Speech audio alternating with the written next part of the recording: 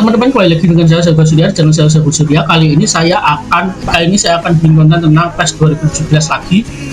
Ini ada update volume 7 RZ Pad. Di volume 7 ini BRI Liga 1 diupdate ya. Kan BRI Liga 1 udah berubah nama jadi BRI Super Liga. Nah, kita buka. Nah, di sini kita buka. Nah, ini ada Arema, Bali United, Bayangkara FC, udah ada ya, Borneo FC, Dewa United, Madura United, Maluku United, Persibaya, Persib Bandung, Persija, Persijap Jepara. Nah, udah masuk. Persi Kediri, Persi Solo, Persita, PSBS Biak, PSM Jakarta udah masuk. PSM Makassar, Semen Padang. Kita lihat pemain-pemainnya ya. Kostum dulu, uniform.